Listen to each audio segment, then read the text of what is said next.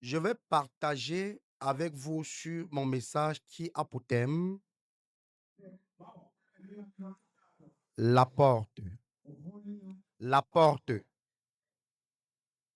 Acclame bien. Ton acclamation ce matin, c'est ton point de contact. Pourquoi la porte? Très chers frères et sœurs en Christ, pour ceux qui étaient là le mercredi passé, nous avons parlé ici des portes. Nous avons parlé de la domination ou alors l'accès à nos vies par des portes.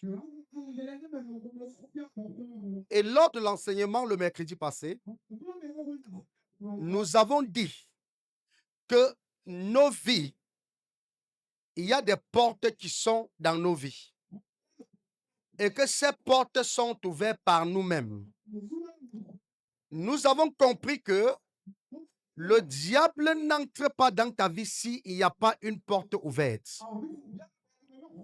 Nous avons compris que le diable ne peut jamais attaquer quelqu'un s'il n'y a pas de porte. Nous avons compris que l'ennemi passe toujours par une porte pour nous détruire. Nous avons compris qu'aucun sorcier ne peut te détruire s'il ne passe pas par une porte. Nous avons dit ici le mercredi passé que ce sont les portes que nous ouvrons dans nos vies qui permettent à l'ennemi d'entrer et nous détruire. Nous avons dit que le diable, ce que le diable fait, il manipule ta pensée et toi-même tu ouvres la porte qui le permet d'entrer dans ta vie et causer des dégâts. Et on a vu que le diable est champion pour manipuler les pensées. Qu'est-ce qui a fait que Adam et Ève soient frappés de la malédiction? Qu'est-ce qui a détruit la gloire d'Adam et Ève? Puisque Adam et Ève vivaient dans une gloire où il n'y avait pas de famine, il n'y avait pas de deuil, il n'y avait pas de pleurs, il n'y avait pas de problème. Qu'est-ce qui les a fait perdre cette opportunité, cette grâce et cette bénédiction? C'est une porte qu'ils ont ouverte eux-mêmes dans leur propre vie de par la manipulation de Satan. Quand Satan est venu rencontrer Ève, ou bien quand le serpent est venu rencontrer Ève, le serpent n'a pas obligé Ève à manger le fruit. Le serpent a manipulé la pensée de Ève et Ève elle-même a accepté prendre le fruit. En prenant ce fruit, c'était une porte qu'elle ouvrait, donnant ainsi accès à Satan d'entrer dans leur vie et voler ce qu'il pouvait voler. Donc, nous avons dit le mercredi passé que nous ouvrons les portes dans nos vies sans même le savoir. Et c'est par ces portes que les sorciers qui sont cachés dans nos familles entrent et frappent nos vies. C'est par ces portes que l'ennemi entre et vole et détruit. C'est par ces portes que le diable fait tout ce qu'il veut. Nous avons dit ici que Dieu lui-même n'entre pas dans la vie de quelqu'un si la personne n'ouvre pas la porte. C'est pour ça que dans le livre d'Apocalypse chapitre 3, le verset 20, Jésus lui-même dit, je me tiens à la porte et je frappe. Si quelqu'un entend ma voix et ouvre la porte, j'entrerai chez lui, je mangerai avec lui, lui avec moi. Donc, même Dieu n'entre pas dans ta vie si tu n'ouvres pas la porte. C'est pour ça que le mercredi, nous avons dit qu'il y avait deux types de portes que nous ouvrons dans nos vies. Il y a les portes que nous ouvrons qui donnent accès à l'ennemi d'entrer et détruire nos biens, nous détruire. Mais il y a également les portes que nous ouvrons qui permettent à l'Éternel d'entrer dans nos vies et déverser les bénédictions. Nous avons dit que beaucoup de nos bénédictions passent par des portes que nous ouvrons, donnant ainsi accès à Dieu. d'entrer et agir en notre faveur. Et nous avons dit comment le diable fait pour que nous ouvrons nous-mêmes la porte. Il manipule notre pensée. Il nous amène nous-mêmes à ouvrir la porte. Et quand on a ouvert la porte, il entre et il frappe. C'est pour ça qu'un chrétien doit toujours veiller à ce que les portes qui donnent accès à l'ennemi soient fermées dans sa vie. Et comment nous ouvrons ces portes? Nous les ouvrons par plusieurs manières. On ouvre les portes en vivant, en commettant des péchés. Le péché est vaste. On peut ouvrir une porte en étant jaloux d'une personne. On peut ouvrir une porte en étant amer contre quelqu'un. On peut ouvrir une porte en étant méchant. On peut ouvrir une porte en vivant dans la fornication. On peut ouvrir une porte en mentant. On peut ouvrir une porte en trichant. On peut ouvrir une porte en volant. Chaque acte que tu poses, cet acte qui est interdit par la parole de Dieu, et que le diable t'amène quand même à poser cet acte. Cet acte posé par toi-même ouvre une porte. Et dès que la porte est ouverte, le diable a toute la latitude d'entrer et faire tout ce qu'il veut dans ta vie. Dès que tu commences, tu entres dans une logique de destruction. Tu ouvres les portes dans ta vie pour que l'ennemi entre et te frappe. J'ai dit la dernière fois que même si nous avons les sorciers au sein de nos familles, ils ont accès à nos vies parce qu'il y a ce qu'on appelle le lien familial. Le lien familial est une porte qui s'ouvre dans ta vie par le sang. Et c'est pour ça que tu peux être de même famille avec quelqu'un qui est sorcier. Il entre dans ta vie, il détruit ton mariage. Il détruit ton avenir. Il détruit ton travail. Il détruit ta santé. Il détruit plusieurs choses dans ta vie. C'est le lien de sang. C'est pour ça que quand on donne sa vie au Seigneur Jésus-Christ et qu'on se fait baptiser, il y a un processus qu'on appelle le processus de la nouvelle naissance. Et pendant le processus de la nouvelle naissance, il y a ce qu'on appelle travailler et en finir avec le passé. Et c'est ce que beaucoup de prédicateurs appellent aujourd'hui le brisement des liens familiales. Donc, quand on entre dans le processus du brisement des liens familiales, en fait, tu es en train de te déconnecter des liens de sang qui te lient à des mauvaises personnes qui sont au sein de ta famille. Dès que ces liens sont coupés, les portes se ferment. Et désormais, il sera très difficile pour un sorcier qui opère dans ta famille de t'attaquer. Parce que le lien qui lui donnait accès, le lien qui avait ouvert la porte dans ta vie, tu les as coupés et tu as fermé les portes. Donc, nous avons dit que ces portes qui donnent accès à l'ennemi, qui fait que l'ennemi entre dans nos vies, nous frappe, nous attaque, détruit nos biens, nos familles, détruit nos affaires. Ces portes sont ouvertes par nous-mêmes ou alors par les liens de sang. Et lorsque ces portes sont ouvertes par les liens de sang, il faut faire ce qu'on appelle briser les liens de famille. Quand ces portes sont ouvertes par les actions que toi-même tu poses, il faut les fermer en vivant dans l'obéissance. Il faut les fermer en respectant la parole de Dieu. Il faut les fermer en vivant dans en menant une vie de sanctification.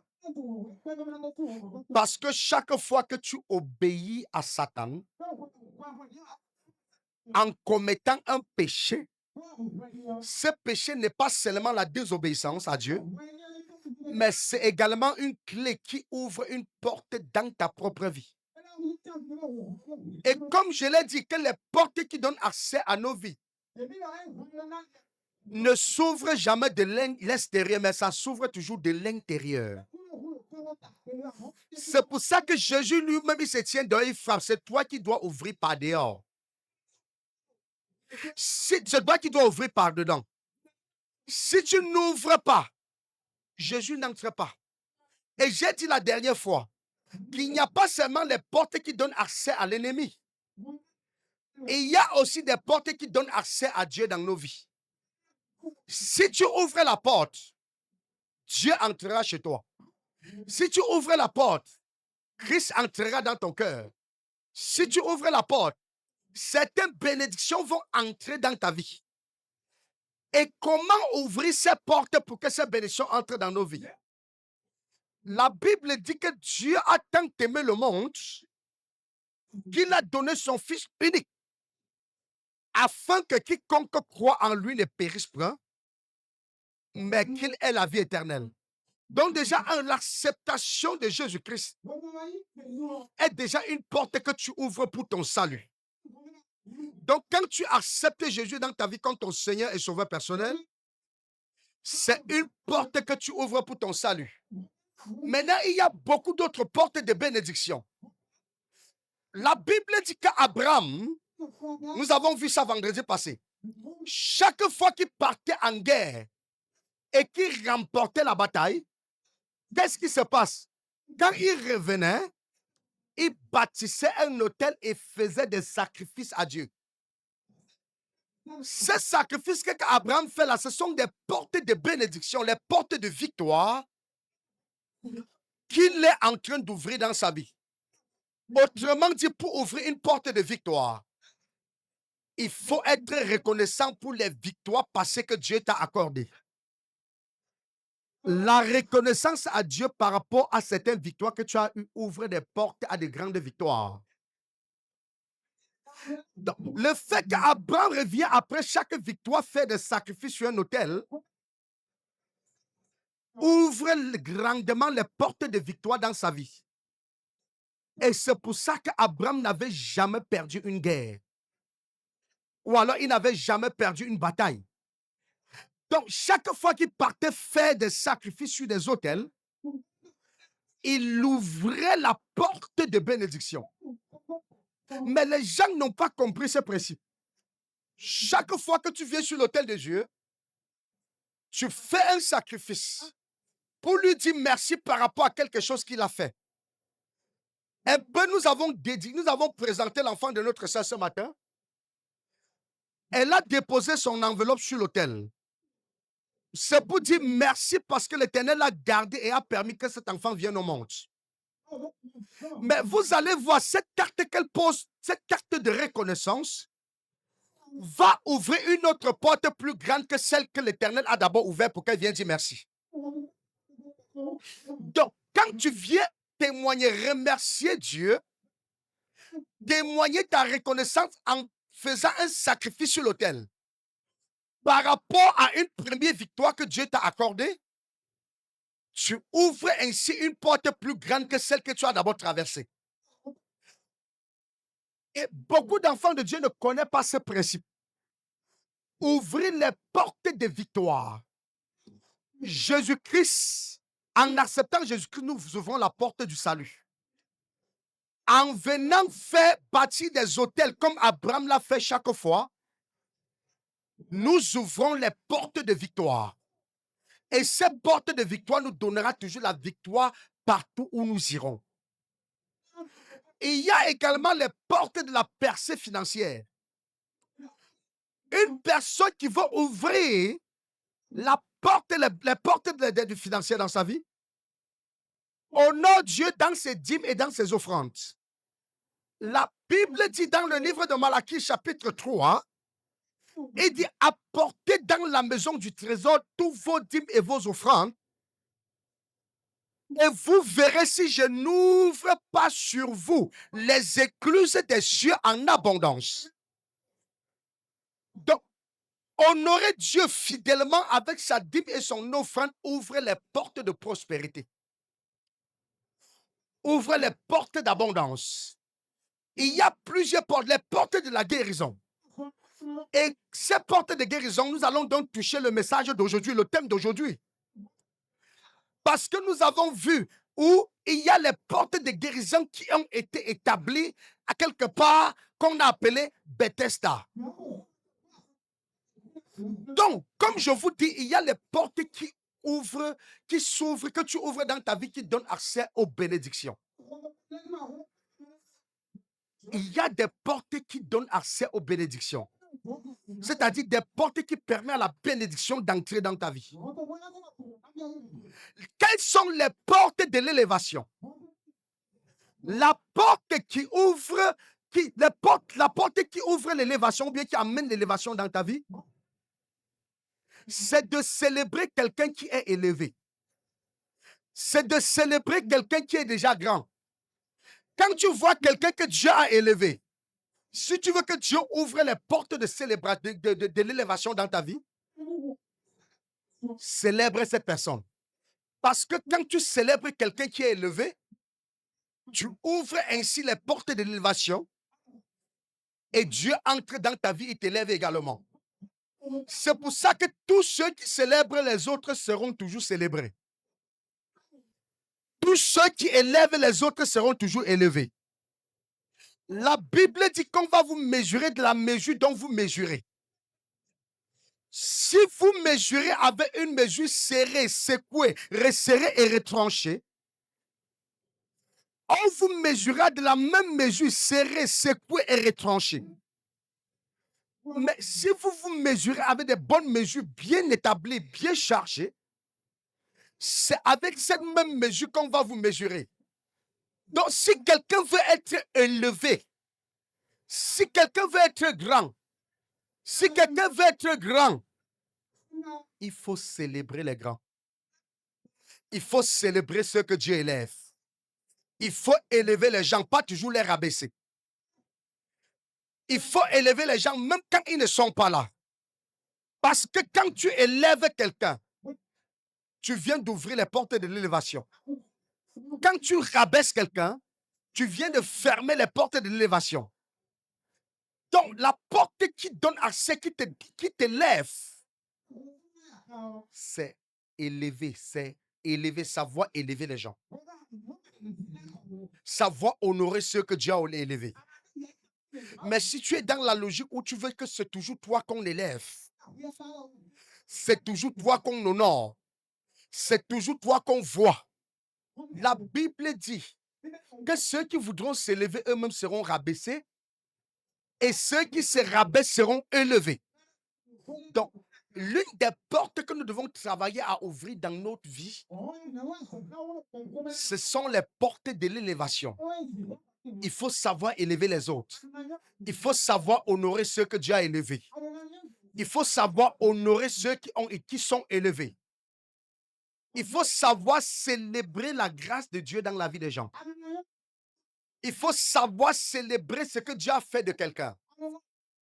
Si tu constates que Dieu a béni ton frère, au lieu d'être jaloux, au lieu de critiquer, au lieu de jeter cela à la thème, célèbre-le et tu seras célébré. Si tu vois que Dieu a oint quelqu'un, et c'est le problème de beaucoup d'hommes de Dieu, quand ils trouvent un homme de Dieu que Dieu a oint et que Dieu l'utilise puissamment, au lieu de célébrer cette grâce, eux, ils combattent et injectent le mauvais venin. La meilleure façon d'ouvrir les portes de l'élévation dans ta vie, c'est d'honorer ceux qui sont élevés et élever les autres. Si tu le fais, il n'y a pas de magie dedans. Tu seras élevé. Ça, c'est une porte que tu dois ouvrir dans ta vie. Il y a plein de portes. Quelqu'un se marie. Toi, tu veux te marier. Mais tu vois quelqu'un qui a eu la grâce de se marier. Au lieu de bénir Dieu pour la personne, au lieu de célébrer la personne, tu es jaloux. Tu es amer.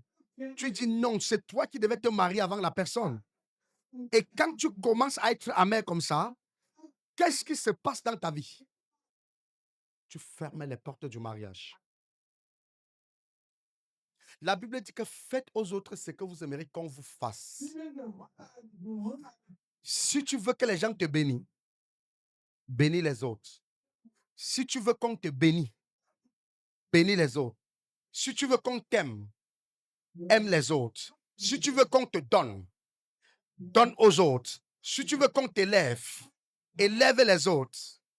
Mais si tu veux qu'on te méprise, méprise les autres. Si tu veux qu'on soit chiche avec toi, sois chiche. Si tu veux qu'on te maudit, maudis les autres. Si tu veux qu'on soit jaloux vis-à-vis de toi, sois jaloux vis-à-vis des autres. Si tu veux qu'on ne te pardonne jamais quand tu commets une erreur, toi ne pardonne jamais quand quelqu'un te commet une faute. Si tu es quelqu'un qui ne pardonne pas, rassure-toi, quand toi-même tu tomberas dans les erreurs, personne ne te pardonnera. Si tu veux qu'on te garde rancune, toi également garde rancune aux autres. La vie est établie ainsi. Ce sont des portes que tu ouvres dans ta vie. Et quand tu fais le contraire, c'est également des portes que tu ouvres et des portes que tu fermes. Et c'est pour ça que chaque chrétien doit comprendre ce principe. Dis à ton voisin qui dort, bonne nuit. Est-ce que je parle à quelqu'un? Est-ce que je parle à quelqu'un? Donc, si tu communiques, si tu ouvres les portes du sommeil, en plein culte, tu ouvres les portes du sommeil, le diable va entrer, il va te faire dormir. Mais n'oublie pas que la mort, c'est l'ami, la mort se ressemble avec le sommeil. Tu vas baisser la tête pensant que tu es en train de dormir alors que c'est le sommeil éternel. Dis à ton voisin, ferme la porte qui te fait dormir pendant les cultes. Dis-lui, ferme la porte qui te fait dormir pendant les cultes. Est-ce que je parle à quelqu'un? Est-ce que je parle à quelqu'un? En quoi la mort est différente du sommeil? Si quelqu'un veut connaître la différence, meurs un peu et tu sauras. Est-ce que je parle à quelqu'un? Donc, je dis qu'il y a des portes. Et les portes que nous ouvrons dans notre vie déterminent en réalité ce que nous serons ou bien ce que nous sommes. Et c'est pour ça qu'en tant qu'enfant de Dieu, nous devons fermer les portes qui donnent accès à Satan et ouvrir ceux qui donnent accès à Dieu et aux bénédictions. Est-ce que tu sais qu'il y a certaines bénédictions dans ta vie qui n'entrent pas parce que tu as fermé les portes? Il y a certaines personnes, comme je l'ai dit mercredi passé, ils sont devant Dieu, ils disent, Seigneur, donne-moi ceci. Dieu lui-même dit, mais ouvrez la porte. Seigneur, donne-moi le mariage. Ouvrez la porte. Seigneur, donne-moi l'argent. Ouvrez la porte. Seigneur, donne-moi ceci. Ouvrez la porte. Tu es en train de demander à Dieu. Dieu dit, oui, je vais te donner. Mais la porte est fermée. Tu as fermé la porte. Je fais comment? Tu dis, Seigneur, je veux me marier. Dieu dit, ouvre la porte. Il trouve une belle femme. Il se place à la porte. Il frappe. Mais comme tu es à l'intérieur avec une prostituée, tu ne veux pas ouvrir. Mais il y a une prostituée dedans. Le Seigneur fait comment? Il fait comment? Libère d'abord la prostituée et ouvre la porte. Laisse le Seigneur entrer. Mais comme tu ne veux pas qu'on sache que tu es une prostituée, tu restes avec la porte fermée. Vous avez déjà vu un homme que sa femme l'a attrapé dans la maison avec une autre femme? Alléluia. Il entre dans les placards, il refusait d'ouvrir.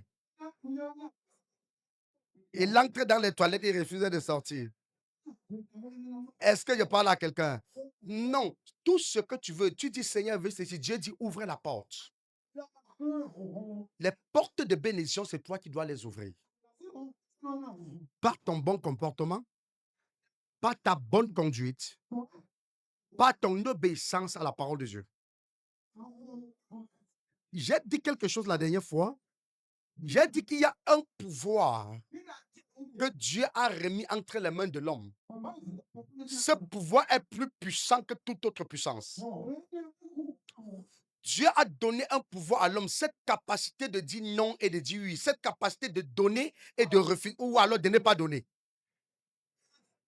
C'est pour ça que Dieu a fait de telle sorte que Adam était libre de choisir. Il dit, je mets devant toi deux chemins, la vie et la mort. Mais c'est toi qui dois choisir.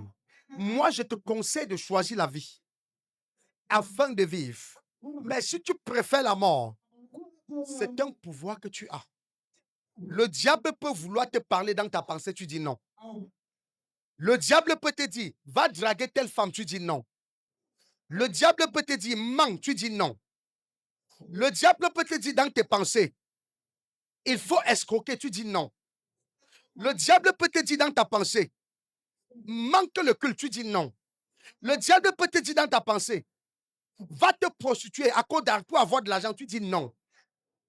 Tu n'es pas obligé de faire ce que le diable t'a dit dans ton esprit. Le diable a dit à Jésus, saute et jette-toi là-bas. Les anges vont te porter. Jésus a dit non. Le diable a dit à Jésus, prosterne-moi, toi, et adore-moi. Je te donnerai tout ce que tu vois. Jésus a dit non. Jésus avait faim. Il avait faim. Le diable dit, tu es le Fils de Dieu. Tu as de la puissance. Tu es capable de transformer ses pieds en pain et manger afin de mettre fin à ta famine. Jésus était capable de le faire. Mais en le faisant, il détruit la confiance que Dieu a mis en lui et il arrête sa mission. Jésus avait le choix de dire oui ou bien de dire non. Là où Adam et Ève ont dit oui, Jésus a dit non. Là où le diable vient dans ta vie, il te dit de faire ceci. Si tu dis oui, tu ouvres la porte, il entre. Mais si tu dis non, il fuira loin de toi. La Bible dit, résistez au diable et il fuira loin de. Résistez au diable et il fuira loin de vous. Donc, voilà en résumé ce que nous avons dit la fois passée. Et je reviens donc sur la porte aujourd'hui pour faire comprendre à quelqu'un qu'au-delà des portes que nous-mêmes nous ouvrons dans nos vies, il y a également une porte que Dieu a placée devant nous. Regarde ton voisin, dis-lui, il y a une porte que Dieu a placée devant toi. Il y a une porte que Dieu a placée devant toi. Et cette porte, elle est extrêmement puissante. Dans le premier passage que nous avons lu, Jésus dit, je suis la porte. C'est de quelle porte il s'agit? C'est une porte qui te donne accès à la vie éternelle. C'est une porte qui te décharge de tes fardeaux. Une porte qui te donne accès à ta guérison. Une porte qui te donne accès à ta gloire. Souvenez-vous que la Bible déclare, Jésus dit, venez à moi, vous tous qui êtes fatigués et chargés, et je vous donnerai du repos. Le Seigneur Jésus-Christ est une porte. Cette porte, si tu es malade et tu décides d'entrer par cette porte, tu reçois ta guérison. Si tu as des problèmes qu'aucun homme ne peut résoudre et tu décides d'entrer par cette porte, tu reçois la solution. Si tu as des difficultés et qu'aucun homme sur la terre ne peut résoudre, tu décides d'entrer par cette porte-là, tu reçois la solution à ton problème. C'est pour ça que la porte dont il est question aujourd'hui, c'est la porte de restauration. Et peu importe, je dis bien peu importe, ce qui a été anéanti dans la vie de quelqu'un, peu importe ce qui a été détruit dans ta vie, le Seigneur m'a dit de façon explicite, ce matin, tu passeras par cette porte-là. J'ai dit, ce matin, tu passeras par cette porte-là. Tous ceux qui passent par cette porte reçoivent la restauration dans leur mariage, dans leur santé, dans leurs finances, dans leur travail, dans leurs affaires. Ils reçoivent la restauration dans tous les domaines de leur vie. C'est pour ça que toi qui n'as plus connu la restauration, C'est pour ça que toi qui as connu le désordre, tu as connu l'amertume, tu as connu le rejet, tu as connu la maladie, tu as connu la pauvreté, tu as connu des blocages et tu es chargé. Tu portes ce fardeau lourd comme ça.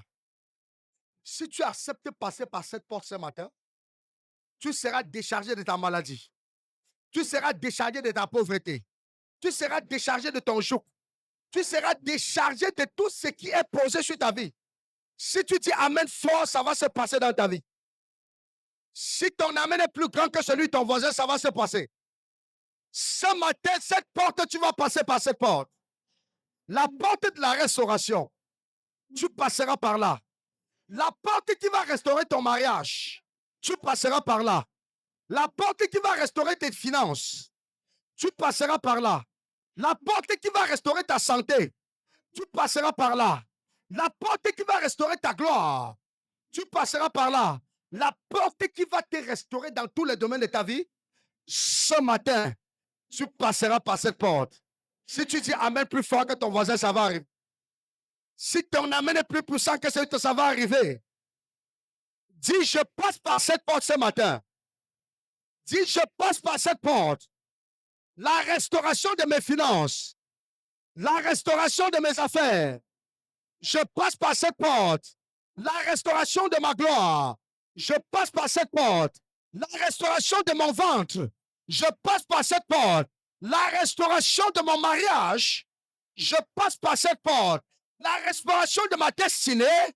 Je passe par cette porte. Tout ce que tu as perdu, tout ce qui a été bloqué dans ta vie, cette porte est placée devant toi ce matin. Et si tu acceptes de passer par cette porte, tu verras la restauration. J'ai dit, tu verras la restauration. Tu verras la restauration. Tu verras la restauration. Celui qui me donne un amen plus fort verra cela s'accomplir.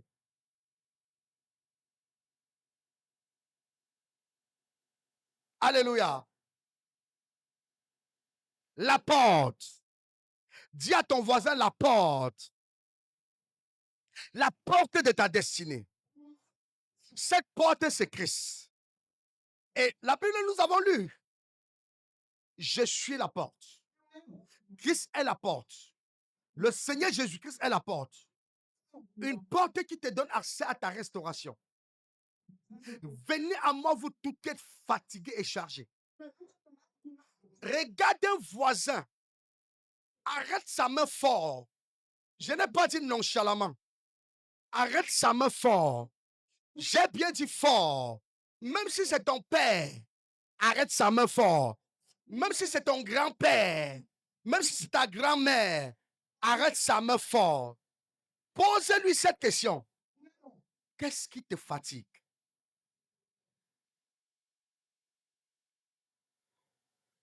Pose-lui encore la question. Quel est le problème qui te fatigue?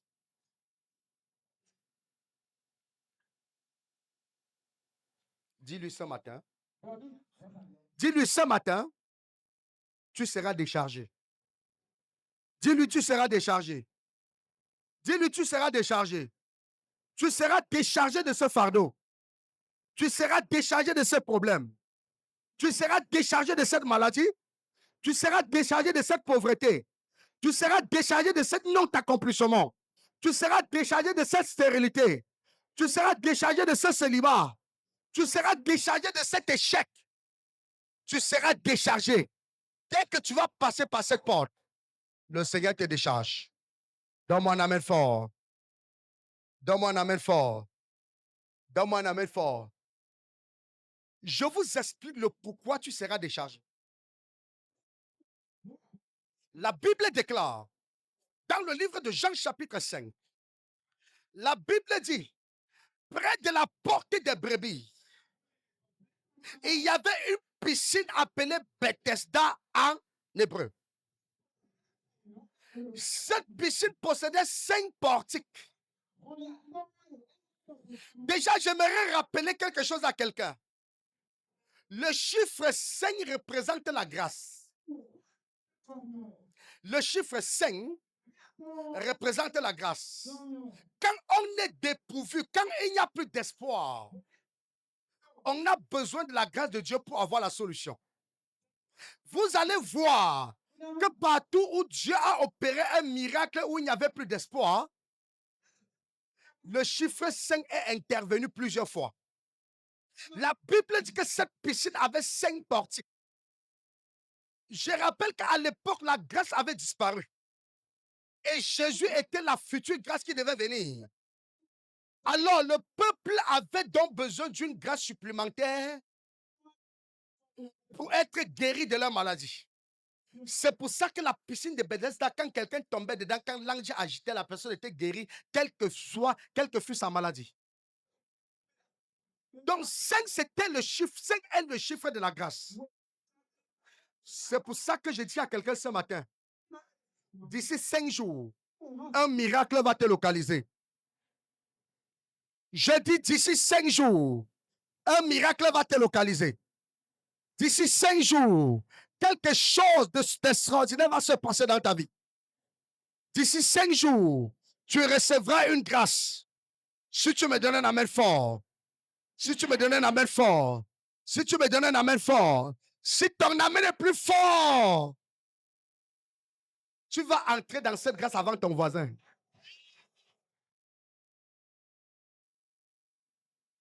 Est-ce que je parle à quelqu'un? 5, c'est le chiffre de la grâce. Et ce n'est pas pour rien que cette piscine avait 5 portiques. Vous allez voir, quand Jésus s'est retrouvé dans le désert avec toute une foule immense, la Bible déclare que les gens avaient faim. On avait besoin de la grâce. Mais il y a un garçon qui avait 5 pains. Dis à ton voisin 5 pains. Dis à ton voisin 5 pains. Dis à ton voisin 5 pains. 5, c'est la grâce. C'est la constitution de la grâce qui est en train de parler. Il avait 5 pains et 2 poissons. Deux poissons. En fait, ce sont les 2 alliances. Dis à ton voisin, ce sont les 2 alliances. Donc, quand les 2 alliances se réunissent, les 2 alliances se réunissent et se rejoignent à la grâce qui est 5. Nous avons le chiffre 7 qui est le chiffre d'accomplissement. Et quand on atteint le chiffre 7, ça veut dire que ce que Dieu a promis dans ta vie va s'accomplir maintenant. Ça veut dire que cela va s'accomplir. Donc 5 pains et 2 poissons, ça fait la grâce, plus les 2 alliances, ça fait 7, qui réunit toutes les conditions pour que tout ce que tu veux s'accomplisse. Et on a pris les 5 pains. La Bible dit qu'avec les 5 pains, on a nourri 5000 hommes. On a nourri combien d'hommes? On a nourri combien d'hommes? Il y a encore 5 qui reviennent. Ça veut dire que nous sommes toujours dans le processus de la grâce. Nous avons 5 portiques qui reflètent en réalité la grâce qui est présente.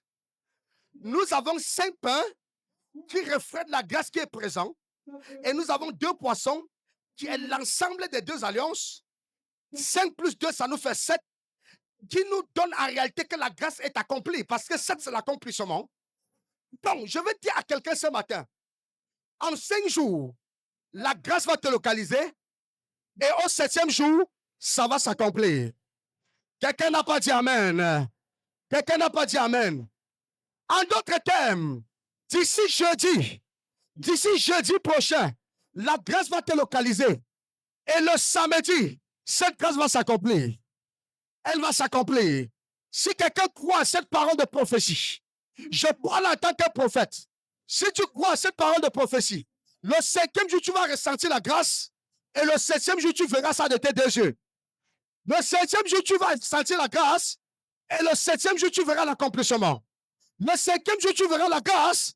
Et le 7e jour, tu vas voir ça de tes 2 yeux. Ce que tu demandes à Dieu, ce que tu cherches, ce que tu as demandé, d'ici jeudi prochain, tu vas sentir ça autour de toi. Et déjà le samedi, tu auras cela. Tu verras cela. Tu verras cela. Cette grâce va s'accomplir dans ta vie. Je dis qu'elle va s'accomplir. Je dis qu'elle va s'accomplir. Je dis qu'elle va s'accomplir. Je dis qu'elle va s'accomplir. Oh ma jacaraba shakarababa libra katabaya karababa. La grâce, dis à ton voisin la grâce. Donc, veuillez vous asseoir. Donc, Saint-Portique n'est pas pour rien. La piscine de Bethesda, vous savez ce que Bethesda veut dire? Qui connaît? Qui connaît? Bethesda signifie maison de restauration. Est-ce que je parle à quelqu'un? Bethesda signifie maison de restauration. C'est pour ça que ce matin, je parle de la porte qui restaure toute chose dans ta vie. Je parle de la porte qui restaure tes affaires, qui restaure ton mariage, qui restaure ta santé, en fait, qui restaure tout ce que l'ennemi a détruit. Et cette restauration sera totale. Je crois que quelqu'un allait dire Amen avec violence. La maison de restauration avait 5 portes. La piscine de la maison de restauration. Et cette maison de restauration avait 5 portiques. Et les portiques étaient près de la porte des brebis. Dis à ton voisin, dis à ton voisin, cette maison qui avait 5 portiques était près de la porte des brebis. Nous avons lu dans la Bible tout à l'heure, dans le livre de Néhémie, chapitre 3, le verset 1, la Bible dit que les prêtres, les sacrificateurs, avaient bâti une porte des brebis. Je vous explique à quoi servait cette porte. La porte des brebis, elle était construite pour les souverains sacrificateurs. Par le passé, avant la rédemption de Jésus-Christ, quand quelqu'un péchait, chaque année, on prenait une brebis, on l'amenait dans le temple, et le sacrificateur prenait cette brebis-là et passait par une porte appelée la porte des brebis. Et quand il passait par cette porte-là, cette brebis-là te représentait toi qui as amené la brebis. Et quand on amenait cette brebis-là, qui est passée par la porte des brebis, et qu'on sacrifiait cette brebis, tous tes péchés étaient annulés. Tous tes péchés étaient annulés. Donc, la porte des brebis est une porte qui part expier tes péchés. Jésus-Christ est devenu cette porte qui expie tes péchés. Est-ce que je parle à quelqu'un? Donc, quand tu passais par la porte des brebis, et c'est pour ça que je parle de la porte ce matin, et je dis, toute personne qui passera par cette porte qui est Christ verra le fardeau de sa vie enlevé. S'il y a un péché qui te condamnait, s'il y a un péché qui te culpabilisait, s'il y a un péché qui te tenait captif, ce matin, quand tu passes par cette porte-là, le fardeau de ces péchés enlevé sur ta vie. Je dis, tu es pardonné de ces péchés. Le fardeau de ces péchés enlevé. Parce que le sang de Christ a expié ces péchés. Si tu me donnes un amen fort, tu verras cela. Donc, lorsque tu passes par cette porte, il y a la première chose qui se passe, est que tu es pardonné de tes péchés. Est-ce que je parle à quelqu'un? Quand tu passes par cette porte, tu es pardonné de ton péché. C'est pour ça que ce matin, tu seras restauré. Tu seras pardonné de tes péchés. Toi qui étais bloqué. La Bible dit qu'il y a une seule chose qui crée une barrière entre Dieu et nous. Cette chose qui crée une barrière entre Dieu et nous, c'est le péché. C'est l'iniquité. Donc, qu'est-ce qui va se passer? Toi qui étais condamné, qui avait commis un péché et que ça te culpabilisait, ça te jugeait, ce matin, tu as la grâce de te libérer de ce péché. Parce que le Seigneur va te pardonner, il va te restaurer. Mais il ne va pas seulement te restaurer, il ne va pas seulement te pardonner. C'est que ce péché, la porte que le péché a ouverte et que le diable est entré, a détruit beaucoup de choses dans ta vie, le Seigneur va restaurer ça. Il va restaurer ce qui a été détruit. Il va restaurer ce que le diable a pris. Il va restaurer ce qui a été anéanti. Si tu dis Amen fort, ça va se passer.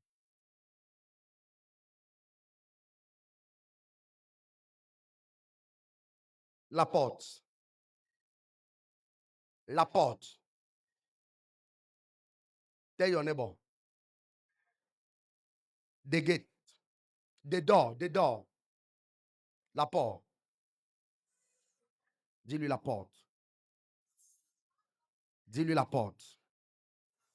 Dis-lui la porte. Dis-lui la porte. Dis-lui la porte. Dis-lui la porte. Dis-lui la porte. Dis-lui la porte. Toi, dis-lui la porte. Toi, dis-lui la porte. Dis-lui la porte. Dis à ton voisin la porte.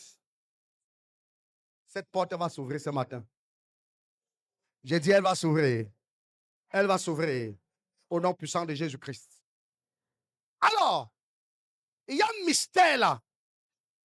Est-ce que c'est parce que la porte est ouverte qu'on reçoit automatiquement la bénédiction? Cette porte est ouverte. Si tu refuses de passer par là, tu ne seras pas restauré. Si tu refuses de croire que cette porte peut te restaurer, tu ne seras pas restauré. Donc, il y a deux choses qui peuvent t'empêcher de recevoir ta restauration même quand la porte est présente. Il y a le refus de passer par la porte et le refus de croire qu'il y a la guérison derrière la porte. Le refus de croire qu'il y a la restauration derrière la porte. La Bible nous dit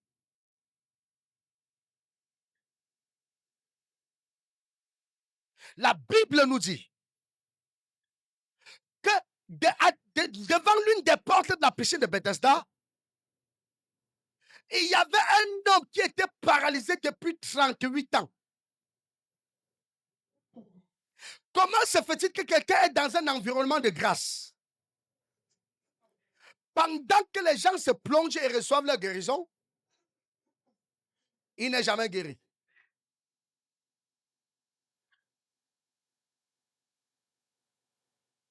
Il y a deux choses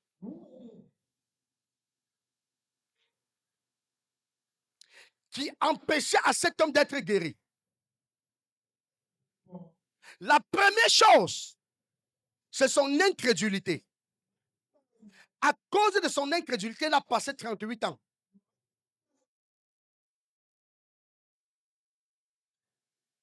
La Bible dit dans le livre de Deutéronome, et comme le Deutéronome est le 5e livre de la Bible, c'est aussi la grâce, le livre de la grâce. La Bible déclare que les enfants d'Israël qui étaient sortis de l'Égypte ont passé 38 ans sur place dans le désert à cause de leur incrédulité. Ton incrédulité peut te faire tourner sur place pendant plusieurs années. Oh, lisez-moi ça. Deutéronome chapitre 2, verset 14. Le temps que durait nos marches depuis Kader, Barna, au passage du torrent de Zéré, fut de 38 ans, jusqu'à ce que toute la génération des hommes de guerre eût disparu du milieu du camp, comme l'Éternel le leur avait juré. Qu'est-ce que Dieu avait dit? Parce qu'ils ont été incrédules. Dieu a dit qu'à cause de leur incrédulité, ils n'entreront pas dans la terre promise. Et cette incrédulité les a fait tourner sur place pendant 38 ans. Le malade à la piscine de Bethesda a duré là-bas 38 ans. Les Israélites ont tourné dans le désert pendant 38 ans. Pas parce que le chemin n'était pas devant eux, mais parce qu'ils étaient incrédules. Le malade pouvait recevoir sa guérison, mais il y avait de l'incrédulité dans ta vie.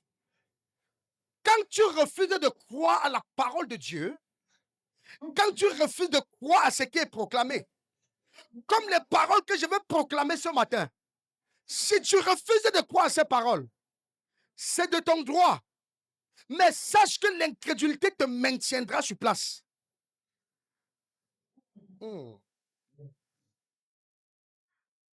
Ceux qui refusent de croire.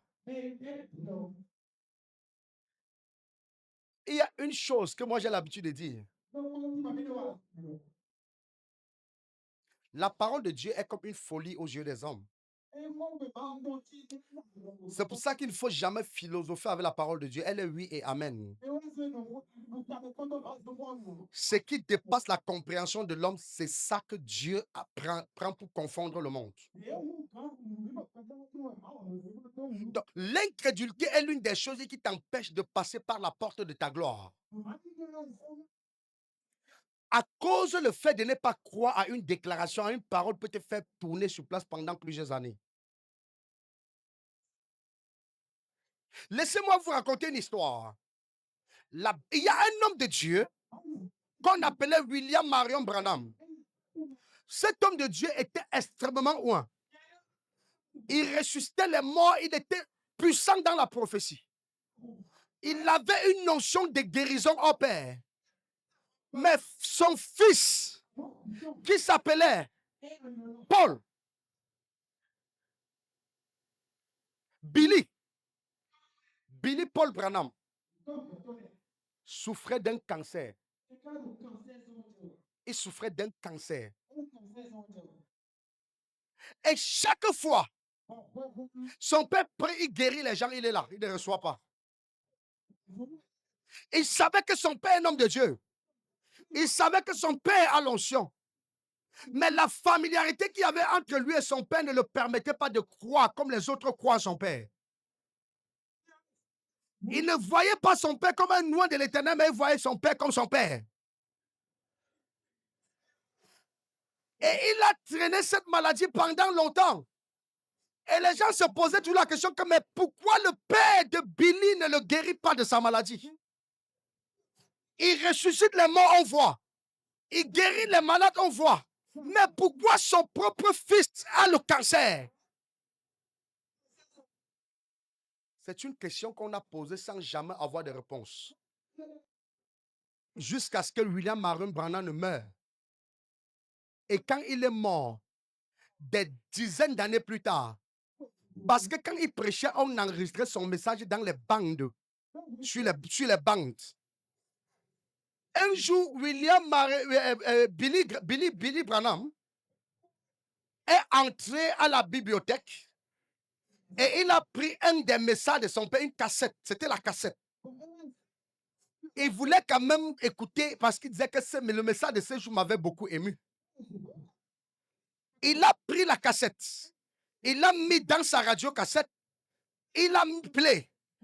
Il suivait la prédication. Et à un moment donné, son père est arrivé au moment des guérisons. Et pendant que son père prêchait et guérissait les gens, il a étendu sa main comme ça. Il a dit, Billy Branham, reçois ta guérison du cancer. Il était occulté ce jour-là. Il n'a pas écouté ça. Il n'a pas suivi ça. Mais des années plus tard, il prend la cassette, il met. Et pendant qu'il écoute le message, il entend son père dire dans le message du culte où il était là, reçois ta guérison. Et quand il a suivi ça, il s'est couché, il s'est repenti. Il a dit, je reçois ma guérison. Instantanément, il a été guéri. Il a été guéri. Il a été guéri. Des années plus tard, qu'est-ce qui avait bloqué la guérison de Billy? C'est l'incrédulité. Et la proximité avec l'homme de Dieu avait créé une incrédulité inconsciente. Parce qu'il y a l'incrédulité consciente et l'incrédulité inconsciente. Tu peux être autour d'un homme de Dieu le respectant, mais être incrédule sans le savoir. La seule chose qui permet à la grâce d'un homme de Dieu de te localiser sur tous les plans, c'est ta crédulité. C'est la façon dont tu attrapes, tu célèbres, tu attrapes son onction. Beaucoup de personnes tournent autour de moi et ne reçoivent rien à cause de ce que cette incrédulité inconsciente s'est installée dans leur vie ou bien dans cette relation par rapport à la proximité qu'il y a. C'est pour ça qu'il faut toujours craindre un loin de l'Éternel et exalter toujours ce qu'il porte. Même si tu es proche de lui n'importe comment, que ça ne t'amène même pas à imaginer un seul instant que vous êtes égaux. Non, tu peux être même son grand frère. Mais l'esprit qui est en lui, c'est l'ancien des âges. C'est l'ancien des temps. Il n'a pas de limite d'âge. L'esprit que cet homme porte est un esprit qui dépasse les temps et les saisons. C'est un esprit qui est vieux des années, des siècles et des siècles. Et c'est cet esprit qui opère en lui. Et lorsque tu confonds les choses, tu passes à côté de quelque chose. C'est pour ça que l'incrédulité inconsciente est plus dangereuse que l'incrédulité consciente.